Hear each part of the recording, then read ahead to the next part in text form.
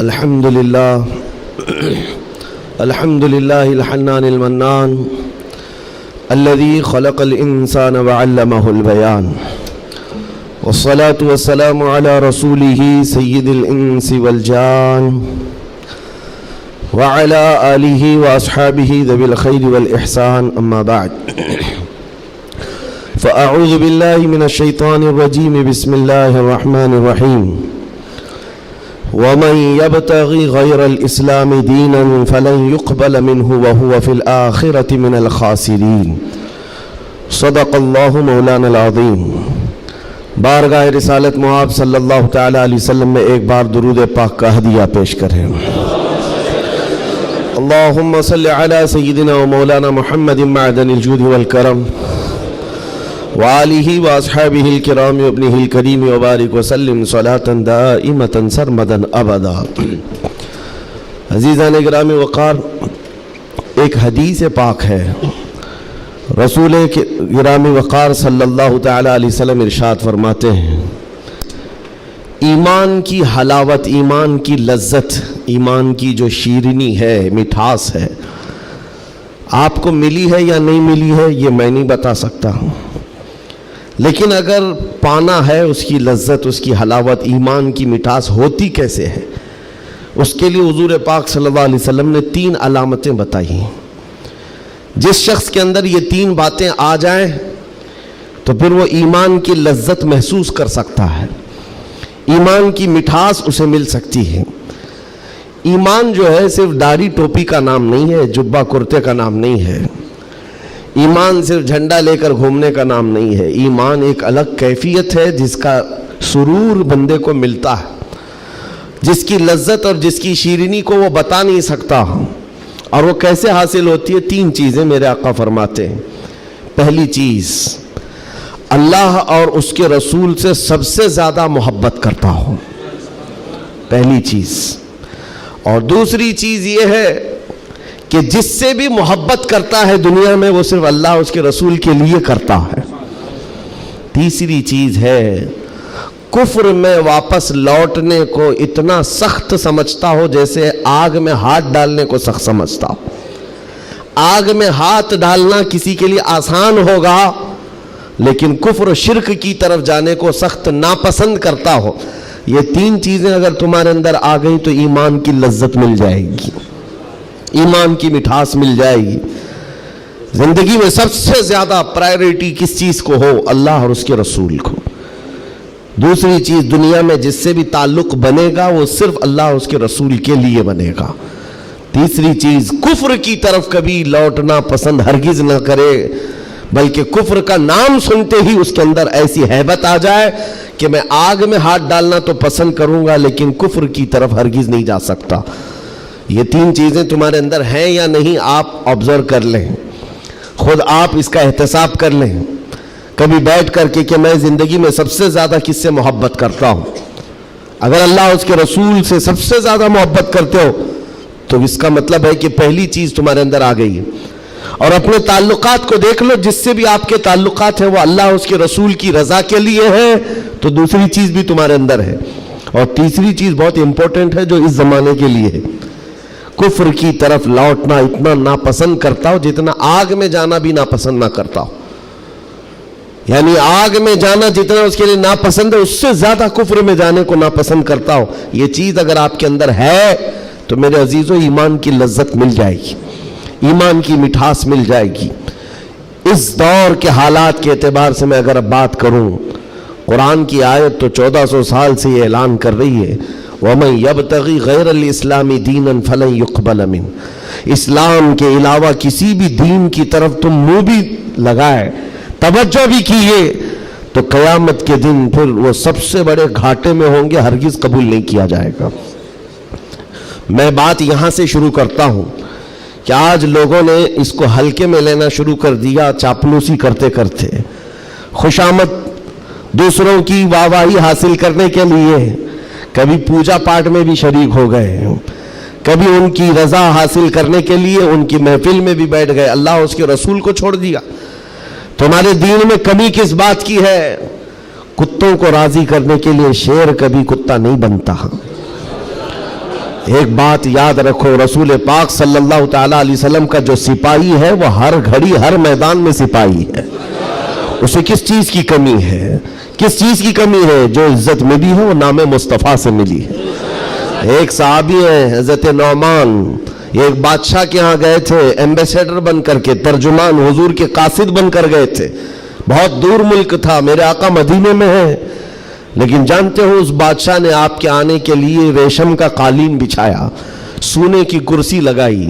لیکن وہ صحابی رسول جیسی آئے، اپنی تلوار سے انہوں نے ریشم کے قالین کو پھاڑ دیا، زمین پر چلنے لگے. اور کرسی جب سونے کی کلائی کی ہوئی کرسی بچھائی گئی ان کے لیے، بادشاہ نے بہت عزت دیا کہ محمد عربی کا قاصد آیا ہے، سفیر آیا ہے، لیکن انہوں نے کرسی کو بھی ٹھکرا دیا، کہا مجھے دوسری کرسی لاؤ. کیوں؟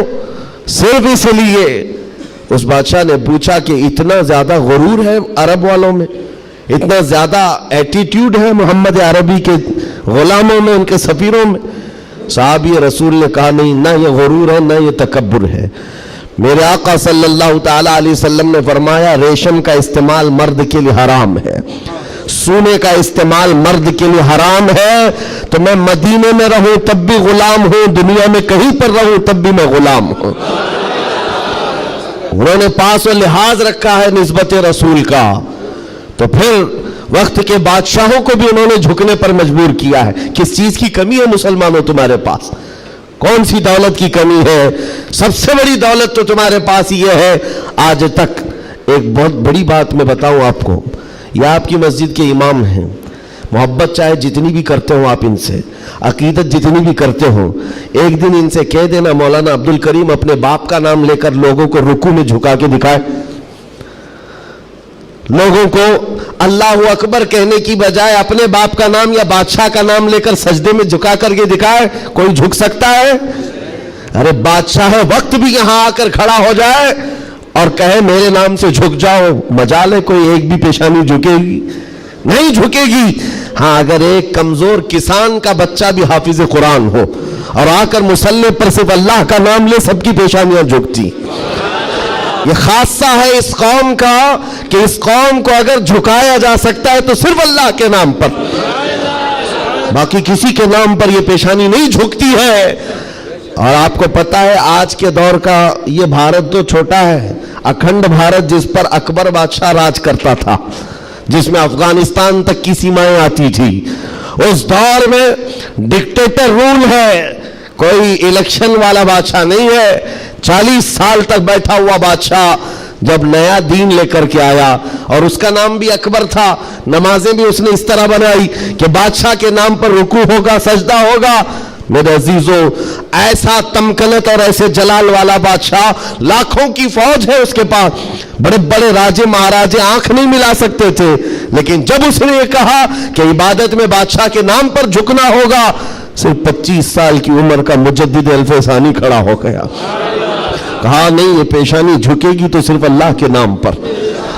حد ہو گئی میرے عزیزو. بادشاہ وقت جس کے پاس سارا جبر طاقت ہے نہیں جھکا سکا.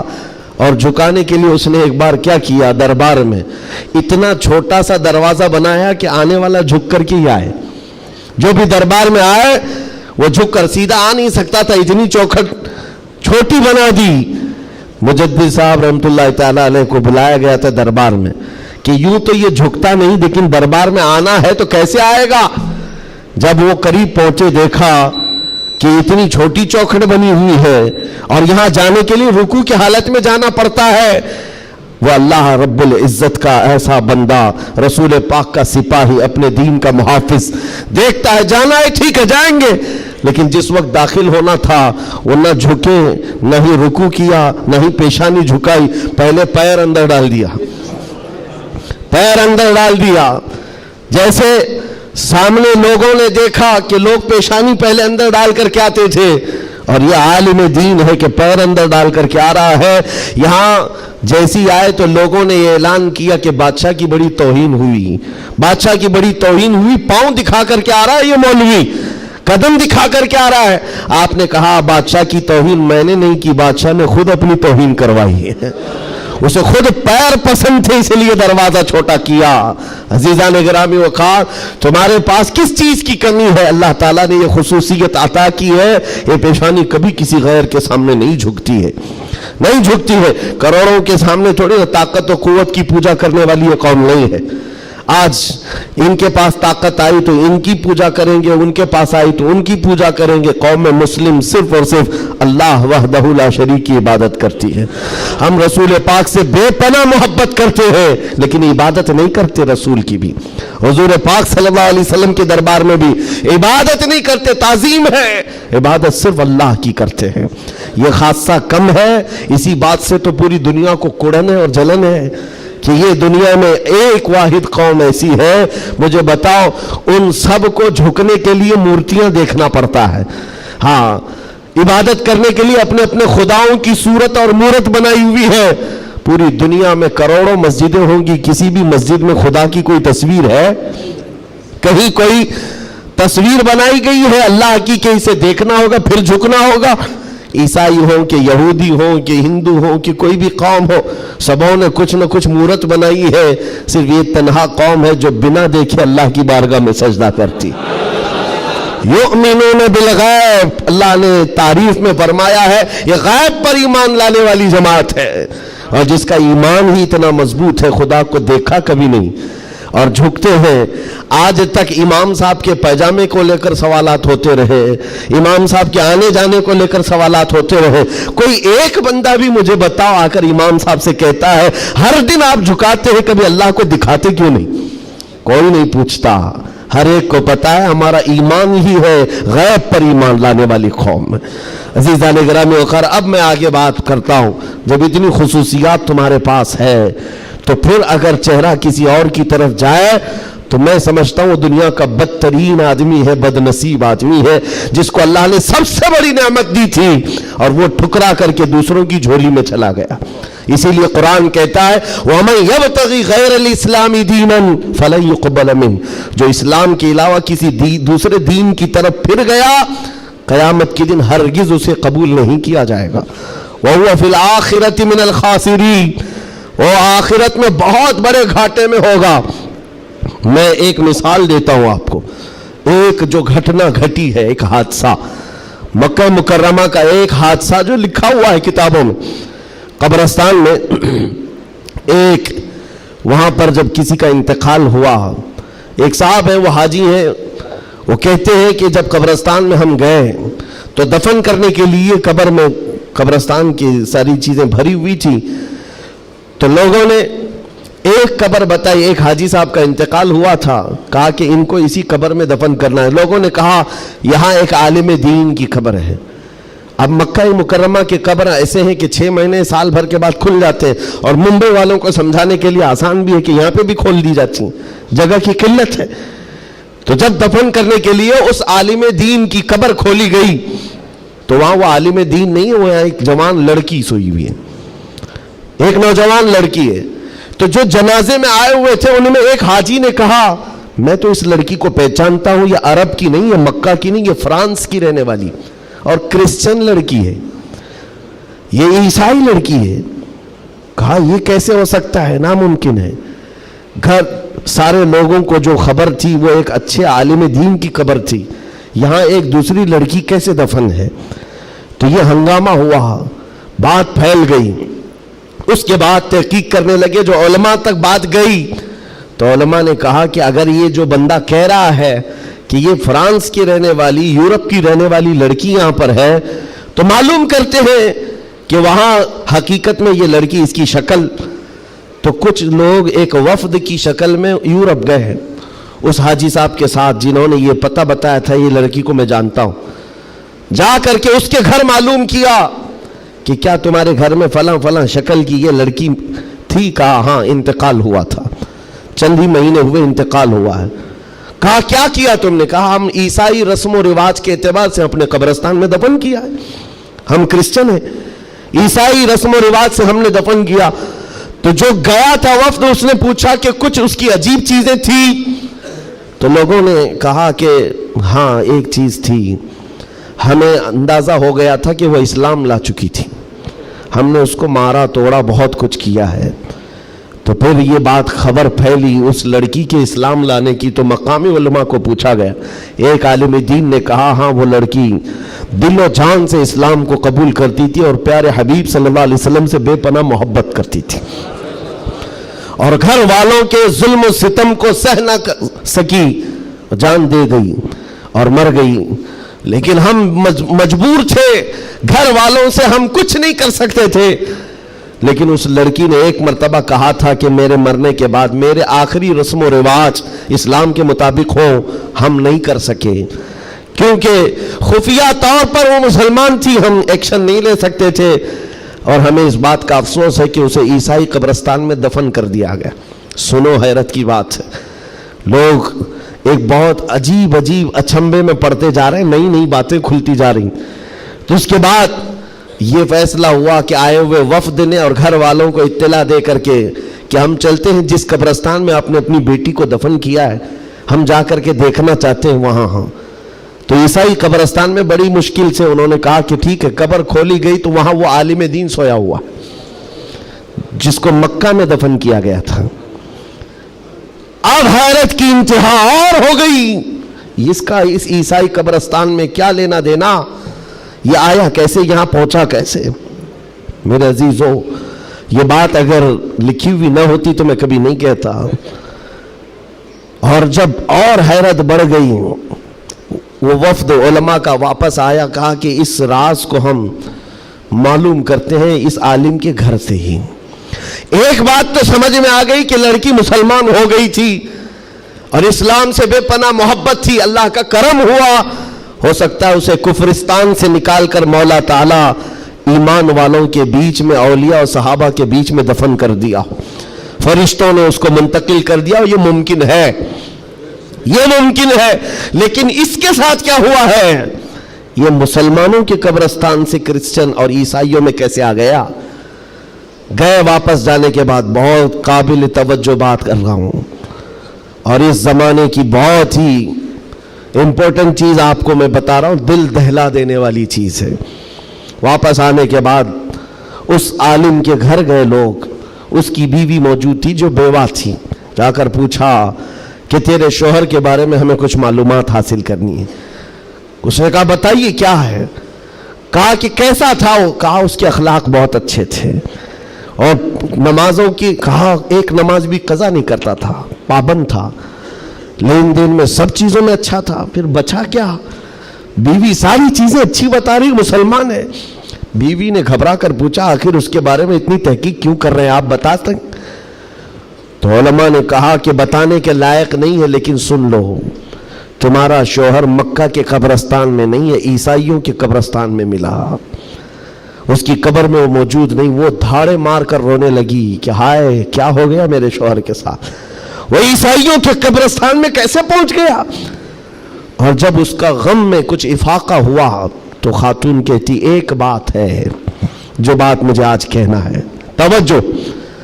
عورت کہتی ایک بات ہے, میرا شوہر سب اچھا تھا, لیکن کیا ہے جانتے ہو, جب ہم لوگ رات کو سوتے یا جمع کرتے, غسل واجب ہوتا, تو ہر بار میرا شوہر ایک بات کہتا کہ عیسائیوں کے مذہب میں کتنا اچھا ہے کہ غسل واجب نہیں ہوتا. یہ ہمارے اسلام میں ہے کہ بار بار نہانا پڑتا ہے, عیسائیوں کے مذہب میں جو ہے جمع کرنے کے بعد غسل واجب نہیں ہوتا, کتنا اچھا ہے. یہ بات وہ کہتا تھا, تب میں اس کو ٹوکتی تھی کہ دین اسلام کے علاوہ کسی دوسرے مذہب کے متعلق مت کہا کرو. بار بار وہ یہ کہتا تھا, شاید یہ وجہ ہے کہ موت کے بعد اسے وہیں پہنچا دیا گیا جہاں کی وہ بات کرتا تھا. وَمَن يَبْتَغِ غَيْرَ الْإِسْلَامِ دِينًا فَلَن يُقْبَلَ مِنْهُ, قرآن کہتا ہے جو اسلام کے علاوہ دوسرے دین کی طرف منہ پھیرا ہرگز نہیں قبول کیا جائے گا. اور میرے آقا فرماتے ہیں من تشبہ بقوم فہو منہم, جس نے کسی دوسری قوم کی مشابہت اختیار کی, قیامت کے دن اسی قوم کے ساتھ اسے اٹھایا جائے گا, اسی قوم کے ساتھ اٹھایا جائے گا. مسلمانوں, آج ایمان مضبوط کرنے کا وقت آ گیا آپ کے. ہواؤں کو دیکھ کر, طوفانوں کو دیکھ کر آپ اپنے دین میں ذرا بھی لچک نہ لانا. کلمہ طیبہ پر اگر حملے ہونے لگے تو کیا تم اپنا کلمہ بدل لو گے؟ اذان سے اگر کسی کو نفرت ہونے لگی تو کیا اذان کے کلمے بدل لو گے؟ یہ دنیا اگر تم بدلنے لگ گئے تو اتنا بدلے گی کہ انسان کی بجائے کتا بنا کر رکھ دے، تب بھی وہ راضی نہیں ہوں گے، تب بھی وہ راضی نہیں ہوں گے۔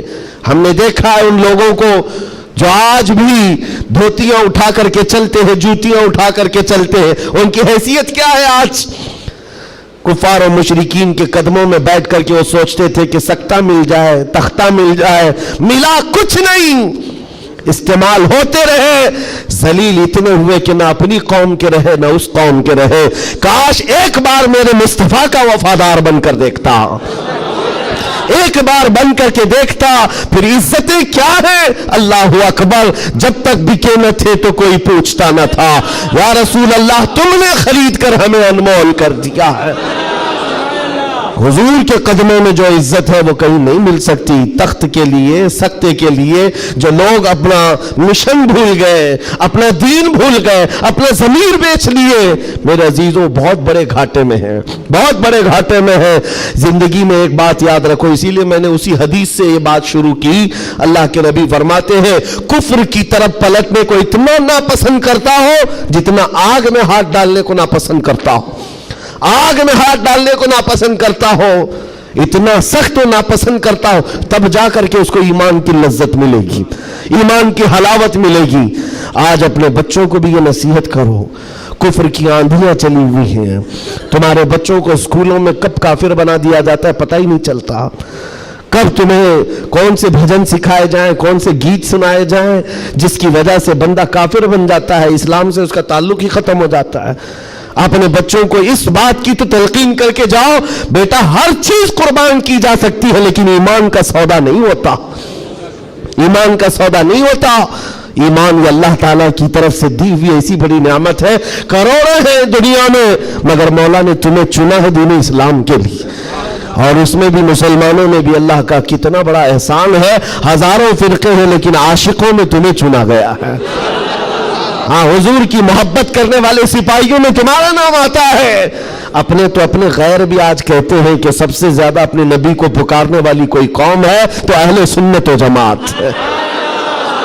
ہاں کیوں نہیں ہے؟ کہاں سے یہ نعرے لگتے ہیں لبیک یا رسول اللہ؟ وہ گوفے سے نہیں نکلتے اور وہ چندہ خور مولویوں سے نہیں نکلتے جو انگریزوں کے پالے ہوئے ہیں، یہ نعرے لگتے ہیں تو بریلی کے تاجدار کے قدموں سے ہیں۔ جو وابستہ ہے عاشقوں کی جماعت ہے وہی سے۔ دنیا کو یہ اچھی طرح سے معلوم ہے اپنے نبی سے سب سے زیادہ وابستہ کوئی قوم ہے اس روئے زمین پر تو اہل سنت و جماعت ہے، اہل سنت و جماعت ہے۔ اس چیز کا سودا کبھی ہونے مت دینا ہے میرے عزیزو، اس چیز کا سودا ہونے مت دینا۔ لوگ یہ کہتے ہیں سیکولر بن کر کے جینا چاہیے، یہ بھی اچھا وہ بھی اچھا، میں کہتا ہوں وہ تو منافق ہے۔ پھر سیکولر کا مطلب منافق ہے، دل میں کچھ اور رکھتا ہے سامنے کچھ اور دکھاتا ہے۔ اسلام میں یہ سیکولرزم نہیں ہے، اسلام یہ کہتا ہے لا اعبد ما تعبدون، میں اس کی عبادت نہیں کرتا جس کی تم کرتے ہو۔ جانتے ہو میرے آقا صلی اللہ تعالیٰ علیہ وسلم نے 2 ٹوک جملوں میں کہا تھا، ایسا نہیں ہے کہ مصلحت میرے آقا سے زیادہ کون جانتا ہے۔ آج لوگ یہ کہتے ہیں کہ سب حالات بنائے رکھنے کے لیے ہمیں کرنا پڑتا ہے، حالات بنائے رکھنے کے لیے تمہیں کرنا پڑتا ہے، یہ کیسی بات ہوئی؟ یہ وہ لوگ ہیں جو حالات بنائے رکھنے کے لیے اپنی ماں اور بہنوں کی عزت بھی داؤ پر لگا دیں گے۔ جب درندہ کوئی ڈاکو اس کو خوش کرنا ہو تو کیا تم اپنی عورتوں کا سودا کر سکتے ہو؟ غیرت مر گئی ہوگی ایسے بندے کی۔ حضور پاک کے پاس مشرکین آئے، یہ آپ کو میں بتا دیتا ہوں، قل یا ایھا الکافرون لا اعبد ما تعبدون، یہ سورہ پڑھتے ہیں کہ نہیں پڑھتے نماز؟ کب نازل ہوئی تھی آپ کو بتا دوں، یہ سورہ کب نازل ہوئی؟ حضور پاک صلی اللہ علیہ وسلم کے پاس مشرکین مکہ آئے اور کہا اے محمد صلی اللہ علیہ وسلم ایک کام کریں، آپ ہمارے خداؤں کو برا بھلا مت کہیے، ہم آپ کے دین میں آ جائیں گے، اسلام پر ہم بھی تھوڑا تھوڑا عمل کریں گے، لیکن جن کی ہم پوجا کرتے ہیں نا، عبادت کرتے ہیں، ان کو کچھ مت کہیے۔ حضور پاک نے فرمایا جو شرک ہے میں اس کو شرک کہوں گا، اللہ کے سوا کوئی دوسرے کی عبادت ہے ہی نہیں، اور اس بات کا میں اعلان کروں گا حضور آئے ہی ہیں شرک کو ختم کرنے۔ حضور نے فرمایا یہ نہیں ہو سکتا، تو پھر آپشن دوسرا مشرکین کی طرف سے کہا ایک کام کرتے ہیں، 1 سال آپ ہمارے خداؤں کی عبادت کریں، 1 سال ہم آپ کے خدا کی عبادت کریں گے، ہاں آدھا آدھا کریں گے۔ آج بہت سارے لوگ اگر یہ کرنے کی کوشش کر رہے ہو تو سن لیں، آدھا آدھا کریں گے، ہم بھی آپ کے یہاں جائیں گے، آپ بھی ہمارے یہاں آئیں گے۔ حضور پاک صلی اللہ تعالیٰ علیہ وسلم نے فرمایا ہرگز نہیں ہو سکتا، تم چاند اور سورج میرے ہاتھ میں لا کر رکھ دو، میں اس کی عبادت نہیں کرتا جس کی تم کرتے ہو، میں پالنہار حقیقی کی عبادت کرتا ہوں۔ آخری آپشن جانتے ہو کیا کیا تھا، کیا دیا تھا انہوں نے؟ مشرکین نے کہا چلو محمد صلی اللہ علیہ وسلم آپ یہ بھی نہیں مانتے وہ بھی نہیں مانتے تو کم سے کم اتنا کرو کہ صرف اور صرف ہمارے خداؤں پر ایک بار ہاتھ رکھ دو، بس چھو کر کے چلے جاؤ۔ نبی پاک صلی اللہ علیہ وسلم سے صرف اتنا تقاضا تھا ان کا کہ آپ ہاتھ لگا کر چلے جائیں، یہاں تو سر جھکانے والے بھی موجود ہیں، ہاتھ لگا کر چلے جائیں۔ نبی پاک صلی اللہ علیہ وسلم جلال میں کہا ہاتھ لگانے کی بات، بلکہ میں تو نظر بھی اٹھا کر نہ دیکھوں، نظر بھی اٹھا کر نہ دیکھوں۔ تب اللہ تعالیٰ نے پوری سورہ نازل فرمائے قل یا ایھا الکافرون لا اعبد ما تعبدون، اے محبوب آپ فرما دے اے کافروں میں اس کی عبادت نہیں کرتا جس کی تم عبادت کرتے ہو۔ یہ 2 ٹوک جملوں میں کہا گیا ہے، اور حالات ایسے بھی ہوئے میرے عزیزوں، چمتکار کو لوگ آج کہتے ہیں نا، جو بھی چمتکار ہوگا اس کی پوجا ہوتی ہے، عجیب و غریب چیز دکھے تو لوگ اس کو ایک افواہ کے شکل میں ایسا بناتے ہیں جیسے اس کا عقیدہ بن جائے۔ حضور پاک صلی اللہ تعالیٰ علیہ وسلم کے زمانے میں صحابہ کو رجھانے کے لیے کیا کیا نہیں کیا گیا مکہ مکرمہ میں۔ یہ حالات آئیں گے اس لیے مجھے یہ گفتگو کرنی پڑ رہی ہے تاکہ تم اپنے ایمان پر مضبوط رہو۔ ایمان نہیں تو کچھ بھی نہیں ہے، تمہارے دوسرے گناہ تو معاف کر دیے جائیں گے، کفر و شرک ہرگز نہیں معاف ہوتا۔ ان اللہ لا یغفر ان یشرک بہ ویغفر ما دون ذلک لمن یشاء، رب تعالیٰ فرماتا ہے شرک کو اللہ ہرگز معاف نہیں کرے گا، اس کے علاوہ جو بھی ہے اللہ معاف فرمائے گا۔ ایمان ضروری ہے۔ صحابہ کا ایمان ختم کرنے کے لیے کیا کیا گیا؟ اتفاق ایسا ہوا کہ مکہ میں ایک بھگوان بولنے لگ گیا، پتھر کی مورت تھی اور پجاری بیٹھا ہوا تھا، اچانک پتھر جو ہے بات کرنے لگ گیا اور بات کر رہا ہے، ظاہر سی بات ہے یہ عجیب و غریب چیز ہے نا، یہ اس دور میں ہے۔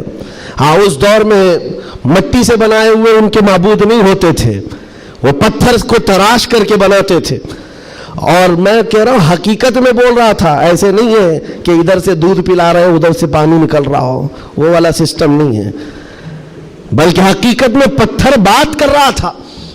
تب اور بات کر بھی کیا رہا ہے، حضور پاک صلی اللہ تعالیٰ علیہ وسلم کو جھوٹا کہہ رہا ہے، نعوذ باللہ معاذ اللہ رب العالمین، حضور کی شان میں گستاخی کر رہا پتھر۔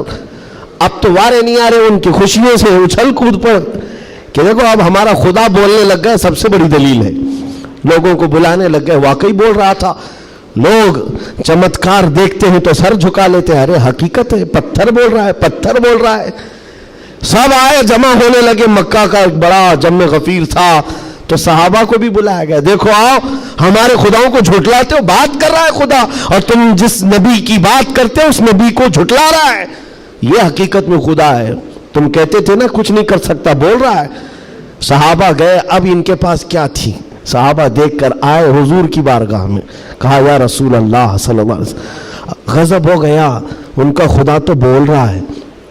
حضور نے اس پر کوئی زیادہ ری ایکشن نہیں دیا، کہا کیا بول رہا ہے؟ کہا یا رسول اللہ سننے کے لائق نہیں، آپ کی شان میں گستاخیاں کہہ رہا ہے، جملے بک رہا ہے۔ کہا کون؟ پتھر۔ حضور نے فرمایا ہاں۔ حضور نے پوچھا پتھر؟ صحابہ نے کہا ہاں یا رسول اللہ۔ حضور نے فرمایا چلو ہم بھی سنتے ہیں، ہم بھی چلتے ہیں، جا کر دیکھیں گے۔ نبی پاک صلی اللہ تعالیٰ علیہ وسلم تشریف لائے صحابہ کے ساتھ، صحابہ اکرام رضوان اللہ تعالیٰ علیہ مجمعین بھی ساتھ میں ہیں۔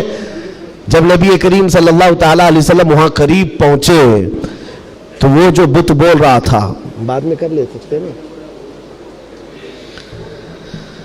جب وہاں پر حضور اکرم صلی اللہ تعالیٰ علیہ وسلم پہنچتے ہیں تو دیکھا وہ بت خاموش ہو گیا، اب نہیں بول رہا ہے، چپ ہو گیا ہے۔ حضور آتے ہیں، پجاری سے پوچھتے ہیں، بہت اعلان کر رہے تھے، کہاں ہے؟ क्या बोल रहा था? कहा बोल तो रहा था, सुबह से बोल रहा था, अभी चुप हो गया। हुजूर पाक ने फरमाया मैं भी सुनने के लिए आया हूं। अब वो पाँव में गिर पड़ा पुजारी, किसके? खुदा के। अरे हमारे खुदा बोल तो दो एक बार, जो सुबह से बोल रहे थे दोबारा बोलो, सुबह से बोल रहे थे दोबारा बोलो, क्योंकि अब जिल्लत थी। अब चुप हो गए, अब नहीं बोल रहा है। लोग जो खड़े थे वो भी गवाही दे रहे, नहीं सच में बोल रहा था, हमने भी सुना, हमने भी सुना। हुजूर पाक सल्लल्लाहु ताला अलैहि वसल्लम ने उस पुजारी को हटाया और कहा हटो, मैं पूछता हूं क्या बोल रहा था। हुजूर पाक सल्लल्लाहु ताला अलैहि वसल्लम करीब आए, पत्थर से कहा क्या बोल रहा था, बोल। पत्थर बोलने लगा अशहदु अल्ला इलाहा इल्लल्लाह व अशहदु अन्ना मुहम्मदन अब्दुहु व रसूलुहु। गवाही देता हूं कि अल्लाह के सिवा कोई माबूद नहीं, गवाही देता हूं कि मोहम्मद अल्लाह के रसूल हैं सल्लल्लाहु अलैहि वसल्लम। मेरे आका ने फरमाया यही बोल रहा था। अब तो औंधे मुंह गिर गए नीचे, कहा ये नहीं बोल रहा था। लेकिन अब हुजूर पाक सल्लल्लाहु ताला अलैहि वसल्लम ने पूछा बताओ क्या इसकी इस बात पर ईमान लाते हो, जो ये कह रहा है इस पर ईमान लाते हो? पुजारियों ने ऐलान किया और वावेला मचा, नहीं मोहम्मद ने जादू कर दिया सल्लल्लाहु अलैहि वसल्लम, नाउज़ बिल्लाह। जब बात ना बन पड़े, कैसा खुदा है जिस पर भी जादू चलता है? खुदा के ऊपर भी जादू चल गया है तो फिर बाकी बचा क्या है? हुजूर पाक सल्लल्लाहु ताला अलैहि वसल्लम वापस तशरीफ लाए। ऐसा हो सकता है? अब आपको मैं बताता हूं हकीकत क्या है। अगर तुम्हारी जिंदगी में कभी कोई बोलने लग जाए तो ईमान से हाथ मत धोना। हाँ, कोई झाड़ भी बोलने लग जाए, दरख्त बोल ले, पत्थर बोलने लग जाए, तो तुम्हें पहले से मैं बता रहा हूं ईमान से हाथ मत धोना। हो सकता है ये चीजें हो। अब तो करंट का जमाना है, बैटरी लगा करके कुछ भी बोला जाए, लेकिन उस दौर की बात कर रहा हूं जब कोई बैटरी और सेल नहीं थी। अब तो गुड्डी गुड़िया भी बोलती है। उस दौर में क्या हुआ, क्या था, पत्थर बोला कैसे? नबी पाक सल्लल्लाहु ताला अलैहि वसल्लम वापस तशरीफ ले जा रहे थे, बीच रास्ते में मेरे आका खड़े हो गए। एक साहब आए जंगल की तरफ से, उनके हाथों में तलवार थी, खून था। नबी पाक सल्लल्लाहु अलैहि वसल्लम उनसे गुफ्तगू करते रहे, फिर वो अचानक गायब हो गए। पूछा साहबा ने कौन थे? हुजूर फरमाते हैं वो जिन्नात में से मेरे एक सहाबी हैं, जिन्नात में ईमान लाए हुए। हुजूर से पूछा साहबा ने क्या मामला है? कहा उस मेरे सहाबी ने खबर दी कि एक मुशरिक और काफिर जिन था जो पत्थर में जाकर के बोल रहा था, पत्थर में जाकर वो बोल रहा था, जिन की आवाज थी और काफिरों को लुभा रहा था, आपके खिलाफ बोल रहा था। और हमें ये खबर मिली, हम अपने मोहल्ले में बैठे थे, जिन्नात के भी मोहल्ले हैं, आबादियां हैं, सब हैं। वो जिन साहबी कहते मुझे खबर मिली कि एक गुस्ताख, एक काफिर पत्थर में घुसकर आपके खिलाफ बोल रहा है। उसी वक्त में तलवार लेकर के निकला और जिस वक्त आया तो इत्तेफाक था कि आप भी वहां पर तशरीफ लाए हुए थे। मैं उस आपके आने से पहले उसका कत्ल कर चुका था, और जब आपने फरमाया पत्थर को बोल, क्या बोल रहा था? तब मैंने कहा था अशहदु अल्ला इलाहा इल्लल्लाह।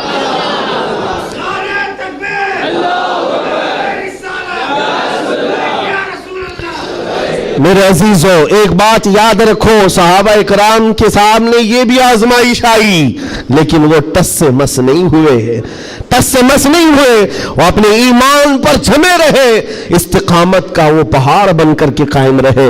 आज जरूरत इस बात की है मेरे अजीजों, हालात इस तरह के अगर बन जाए, दुनिया चमत्कार दिखाने लग जाए, तो अपने ईमान से हाथ मत धो बैठना। वो देखो अभी सोशल मीडिया पर एक छोटा दज्जाल भी आया, चिट्ठियां ले लेकर के बताता रहता है।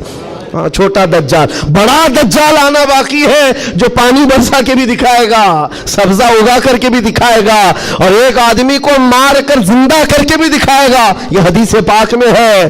तुम अभी छोटे दज्जालों पर बिक गए तो बड़े दज्जाल के साथ क्या होगा? इसलिए आज जमे रहो। अरे चिट्ठियां ये तो बहुत पुरानी बात है, फेंको पीठ पीछे, कहो हमें हमारे नबी ने बड़े दज्जाल के लिए भी पहले से तैयार फरमाया। हम ईमान रखते हैं अल्लाह की जात पर, हम ईमान रखते हैं अल्लाह की जात पर कि वो मौत और हयात का मालिक सिर्फ रब्बे जुल जलाल है। मेरे अजीजों ये हालात पर मैंने सिर्फ इसलिए बात की कि आप क़यामत के करीब जो होने वाला है, हुजूर फरमाते हैं वैलुल लिल अरब मिन शर्रिन क़द इक़तरब। हुजूर पाक फरमाते अरबों के लिए तबाही है कि अनकरीब वो एक ऐसी बुराई की तरफ जाएंगे जो उनको जहन्नम में ले जाएगी। अरबों के लिए اور حضور صلی اللہ علیہ وسلم نے یہ بھی فرمایا، حدیث پاک ہے، قیامت اس وقت تک نہیں آئے گی جب تک کہ عرب کے کچھ قبیلے بت پرستی نہ کرنے لگ جائیں۔ عرب میں ہوگا ہی، عرب میں بت پرستی ہونے لگ جائے گی، مشرکین وہاں پیدا ہو جائیں گے۔ یہ حدیث میں 1400 سال پہلے میرے آقا نے فرمایا۔ تو تم کبھی ان کو جبے کبوں میں دیکھ کر، پوجا پاٹ کو دیکھ کر یہ مت سمجھنا اسلام فلیکسیبل ہے، اسلام میں سب کچھ ہو سکتا ہے۔ وہ تو آپ نشے کے اڈے بھی کھول لیں گے اور کھول رہے ہیں۔ شراب پر سے پابندی ہٹا کر کے سعودی عرب میں اب شراب بیچنے پر بھی بات آ گئی، عورتوں کا حجاب ختم ہے، مشرکین کا داخلہ ممنوع تھا، لیکن اب مدینہ رسول میں بھی مشرکین کا آنا اور اس کی اجازت دے دی گئی ہے۔ یہ ساری قیامت کے قریب کے حالات جو حضور نے پہلے بیان فرمائے۔ میرے آقا نے فرمایا ہے یہ عرب اس برائی کی طرف جا رہے ہیں جو ان کو جہنم میں لے جانے والی ہے، اور قیامت سے پہلے یہ ہوگا، لیکن ان کے یہ سارے کارنامے ہمارے لیے دلیل نہیں ہے۔ حرم مکہ کا امام کیا کرتا ہے یہ ہمارے لیے دلیل نہیں، صدیق اکبر کیا کہتا تھا وہ ہمارے لیے دلیل ہے، فاروق اعظم کیا کہتا تھا وہ دلیل ہے، عثمان غنی اور حیدر کرار کیا کہتے تھے وہ دلیل ہے۔ یہ بکے ہوئے لوگ اگر منبر پر چڑھ گئے تو ان کے خد و خال دیکھ کر کے تم مت بگڑ جانا۔ یہاں سے حالات ایسے ہو سکتے ہیں خانہ کعبہ کے منبر پر کھڑے ہونے والا امام بھی اسرائیل کی فتح کے لیے دعا کر سکتا ہے، یہ ایمان بیچے ہوئے لوگ آ سکتے ہیں، اس لیے کہ یزید کا دور بھی آیا ہے، کرامتہ کا دور بھی آیا ہے، باطل قوتوں کا دور بھی آیا ہے جب انہوں نے کعبے کی امامت کی ہے، لیکن اہل سنت و جماعت ہمیشہ اس بات پر قائم رہے ہیں ان لوگوں سے ہمارا دین نہیں چلتا، اللہ اور اس کے رسول کی حقانیت اور قرآن سے ہمارا دین چلتا۔ اور ایک بات آخری، اسلام اپنا دفاع خود کرتا ہے، اسلام اپنا ڈیفینس خود کرتا ہے۔ کفار و مشرکین کو اگر یہ لگتا ہے کہ مسلمان سوئے ہوئے اسلام کا کچھ بھی کر لیں گے، یہ ناممکن ہے، پاسبل نہیں۔ ہم جیسے کروڑوں بھی سو گئے تب بھی اسلام قائم رہے گا۔ اسلام اپنا ڈیفنس خود کرتا ہے، کیوں؟ اس لیے کہ یہ انسانوں کا بنایا ہوا دین نہیں ہے، خلاق کائنات کا دین ہے۔ اور قرآن میں رب تعالیٰ نے فرمایا یریدون لیطفئوا نور اللہ بافواہہم، لوگ اپنے منہ کے پھونکوں سے اسلام کا چراغ بجھانا چاہتے ہیں اور اللہ اپنا چراغ مکمل کر کے رہے گا۔ وَلَوْ كَرِهَ الْكَافِرُونَ، اگرچہ کافر ناپسند کرے۔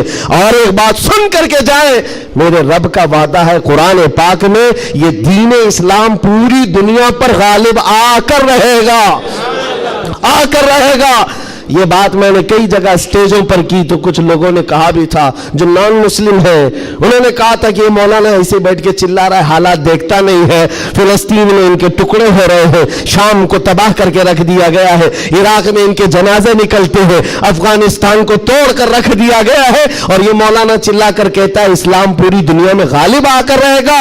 یہ اپنا محلہ نہیں بچا پاتے، پوری دنیا کی بات کرتے ہیں۔ ظالموں تمہیں خبر کیا ہے، اسلام زندہ ہوتا ہے ہر کربلا کے بعد۔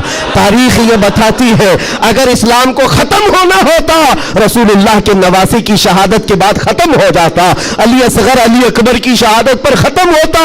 جب رسول اللہ کے گھرانے کی شہادت پر اسلام نہیں رکا، ہمارے ہزاروں کے قتل پر کبھی اسلام نہیں رک سکتا۔ ایک غزہ، ایک فلسطین کیا، ہزاروں غزہ تم اس زمین پر قائم کر کے دکھا دو، تب بھی میرا چیلنج ہے، اسلام تھا، اسلام ہے اور اسلام رہے گا۔ اسلام تھا، اسلام ہے، اسلام رہے گا۔ نبی پاک صلی اللہ تعالیٰ علیہ وسلم کا لایا ہوا یہ وہ حسین شجر ہے جس کی جڑیں تحت الثری میں ہے اور جس کی شاخیں اوج ثریا پر ہے، اس کے پتے کو ہلانا بھی مشکل ہے۔ لوگ آج یہ سمجھ کر کے بیٹھے مسلمانوں کو مارنا اس کا مطلب اسلام ختم ہونا، ایسا نہیں ہے۔ مسلمانوں کا قتل اسلام کا قتل نہیں ہے، مسلمان اس کی حفاظت کے لیے نہیں ہے میرے عزیزو، اللہ اس کی حفاظت فرما رہا ہے، اللہ اس کی حفاظت فرما رہا ہے، اور آپ سب کی ذمہ داری یہ ہے، آپ سب کی ذمہ داری ہے۔ ایک سوال کا جواب اور بھی، کسی کے ذہن میں یہ چیز آتا ہے، یہ سوال آتا ہے تو اس کے اطمینان کے لیے کہہ رہا ہوں، بار بار یہ کہتے ہیں اچھا آپ کا دین حق پر ہے، آپ کا خدا حق ہے، آپ کا رسول حق ہے، تو اتنے مارے کیوں جاتے ہیں تم لوگ؟ یہ سوال کرتے ہیں کچھ گیدڑ بھپکی لوگ، ایسے سوال کرتے کیوں تم لوگ ہر جگہ مارے جاتے ہو؟ ان کو ایک ہی بات کہنا، میرے عزیز تجھے پتہ نہیں ہے ہم پروانے ہیں، مرنے کے لیے ہی پیدا ہوتے ہیں۔ پروانہ کس کام کے لیے ہوتا ہے؟ شمع کے ارد گرد گھومتا ہے اور اپنی جان دے دیتا ہے، اور اگر جان نہیں دیتا تو اسے پروانہ بھی نہیں کہا جاتا۔ پورے مسلمان مصطفیٰ کریم کے پروانے ہیں۔ تو شمع رسالت ہے، عالم تیرا پروانہ، تو شمع رسالت ہے یا رسول اللہ، عالم تیرا پروانہ۔ اسی لیے ہم نے یہ کہا ہے حضور پاک شمع ہیں اور ان کے پروانے ہیں، اگر یہ مرتے ہیں کٹتے ہیں تو اس تعجب کی بات نہیں ہے۔ پروانے کا کام ہی اپنی جان دینا، پروانے کا کام ہی جان دینا۔ وقت ختم ہو گیا، یہ جمعہ کا وقت ہے، میں کس لے میں بہ گیا مجھے اندازہ بھی نہیں ہوا۔ دو صحابہ کی بات کہتا ہوں، عبداللہ بن جہش اور سعد بن ابی وقاص۔ بات کر سکتا ہوں؟ ہاں ماشاءاللہ، یہ آپ کا علاقہ ہے، یہاں پر آنے کے لیے بھی بڑی مشکلات ہوگی ان کے لیے، بہرحال میرے لیے نہیں مشکل ہے، جن کو روکنا ہے ان کو مشکل ہے۔ دو صحابہ ہیں، عبداللہ بن جہش اور سعد بن ابی وقاص، بڑے گہرے یار تھے، ایک دوسرے کے ساتھ بڑی ان کی جمتی تھی۔ احد کے میدان میں جب حضور جا رہے تھے، جنگ کے میدان میں، یہ دونوں صحابہ بیٹھ کر کے دعا کر رہے ہیں۔ بس میں اس پر ختم کر دوں گا میرے عزیز، دونوں ساتھی ہیں، دعا کر رہے ہیں، مصلی بچھائے۔ سعد بن ابی وقاص کہتے ہیں عبداللہ بیٹھ، میں دعا کرتا ہوں تو آمین کہنا۔ عبداللہ بن جہش کہتے ٹھیک ہے، تیری دعا کے بعد میں دعا کروں گا، تم آمین کہنا۔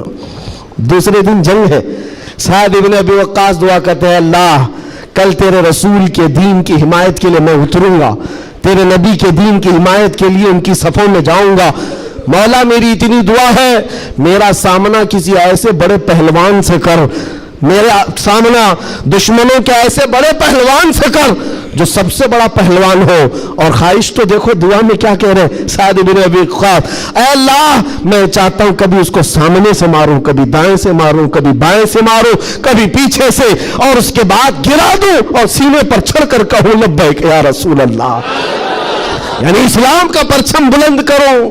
یہ ان کی دعا تھی۔ عبداللہ بن جہش آمین کہہ رہے تھے، اس کے بعد عبداللہ بن جہش کہتے اب میں دعا کرتا ہوں تو آمین کہہ۔ اللہ اکبر، ان کی دعا کیسی ہے، اللہ اللہ، حدیث میں پڑھتا ہوں میری آنکھیں بھیگ جاتی ہیں۔ عبداللہ بن جہش کہتے ہیں اے اللہ کل تیرا رسول میدان میں اتر رہا ہے، اور احد کے میدان میں جب میں تیرے دین کی حمایت کے لیے اتروں تو دشمنوں کی طرف میں بڑھ کر چلا جاؤں، تیری محبت میں، تیرے نبی کی محبت میں۔ کبھی کوئی دشمن مجھے سامنے سے مارے، کبھی دائیں سے مارے، کبھی بائیں سے مارے، کبھی پیچھے سے مارے، اور تیرے محبت میں مولا، تیرے رسول کی محبت میں ہر جگہ سے زخم کھاؤں اور پھر میں شہید ہو جاؤں اسلام زندہ باد کہتے ہوئے، اسلام کی بلندی کا نعرہ لگاتے ہوئے شہید ہو جاؤں۔ ایک مارنے کی دعا کر رہا ہے، ایک مرنے کی دعا کر رہا ہے۔ یہ رسول اللہ کے پروانے ہیں۔ دوسرے دن میدان جنگ میں جب یہ صحابہ آئے احد کے میدان میں، میرے عزیزو دعا قبول تھی، دعا قبول تھی۔ سعد بن ابی وقاص جیسی آئے، آپ کے مقابل میں مشرکین کا وہ پہلوان آیا جس کے بارے میں کہا جاتا تھا وہ 1000 لوگوں کی تنہا طاقت رکھتا تھا، وہ مقابل میں آیا۔ سعد بن ابی وقاص کہتے ہیں میں تو کامیاب ہو گیا، مولا نے میری دعا سن لی اور بڑا پہلوان میرے سامنے بھیجا۔ اور پھر تیر جب چلاتے تھے اور تلوار چلاتے تھے، ان کی دعا کے مطابق ہی اس بڑے پہلوان کو کبھی دائیں سے مارا، کبھی بائیں سے مارا، کبھی سامنے سے مارا۔ اور سعد بن ابی وقاص کی تلوار اور ان کی تیر کا اندازہ کر سکتے ہو، یہ تنہا صحابی ہے، جب تیر چلاتے تھے میرے آقا پیچھے سے کہتے تھے بیابی انت و امی علمی یا سعد، اے سعد تیر چلا میرے ماں باپ تجھ پر قربان ہو۔ ساری دنیا کہتی یا رسول اللہ میرے ماں باپ آپ پر قربان، لیکن اللہ کا رسول کہتا ہے اے سعد تیر چلا میرے ماں باپ تجھ پر قربان۔ اب پھر تیر کی طاقت کا اندازہ کیا ہوگا، ڈھیر ہو گیا دشمن، ڈھیر ہو گیا بڑا پہلوان، سینے پر چڑھ کر کہا اسلام تھا، اسلام ہے، اسلام رہے گا۔ میرے عزیزوں اس کے بعد جب جنگ کا خاتمہ ہوا شام کے وقت، یہ جنگ شکست میں بدل گئی تھی، پہلے فتح ہوئی پھر شکست ہوئی، 70 صحابہ شہید ہوئے۔ سعد بن ابی وقاص वो ढूंढते रहे मेरा जिगरी यार कहाँ है, अब्दुल्ला बिन जहश कहाँ है। अपना जिगरी यार जिसके साथ उठते बैठते, जिनके साथ बैठकर लंबी बातें होती थी, ढूंढने पर निकले तो किसी ने कहा तुम्हारा जिगरी यार तो शहीद हो गया, शहीद हो गया। हजरत साद इब्न अबी वक्कास के दिल पर लगी बात, जिसका गहरा दोस्त इंतकाल कर जाए उसकी दुनिया इधर से उधर हो जाती है। साद इब्न अबी वक्कास कहते हैं मैं देखना चाहता हूं मेरे जिगरी यार को। ढूंढते हुए आए, लोगों ने कहा अब्दुल्ला बिन जहश को मानना पड़ेगा, ऐसा लड़ा कि नरगे में चला गया। साद इब्न अबी वक्कास पूछते क्या हुआ इनके साथ।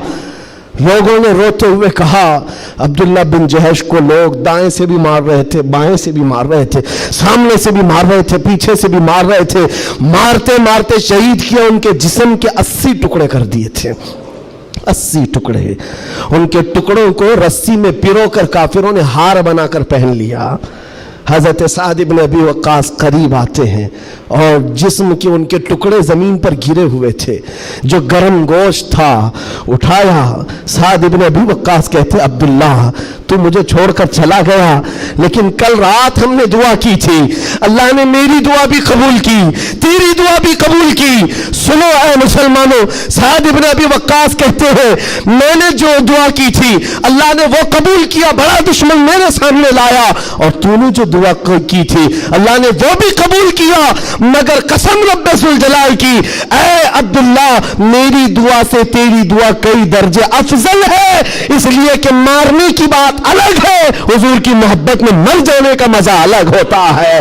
जान है इश्क मुस्तफा रोज फजू करे खुदा, जिसको हो दर्द का मजा नाज़े दवा उठाए क्यों, फिर के गली गली तबाह ठोकरे सबकी खाई क्यों, दिल को जो अक्ल दे खुदा तेरी गली से जाए क्यों। व आखिर दावाना अनिल हम्दुलिल्लाहि रब्बिल आलमीन, लब्बैक या रसूल अल्लाह।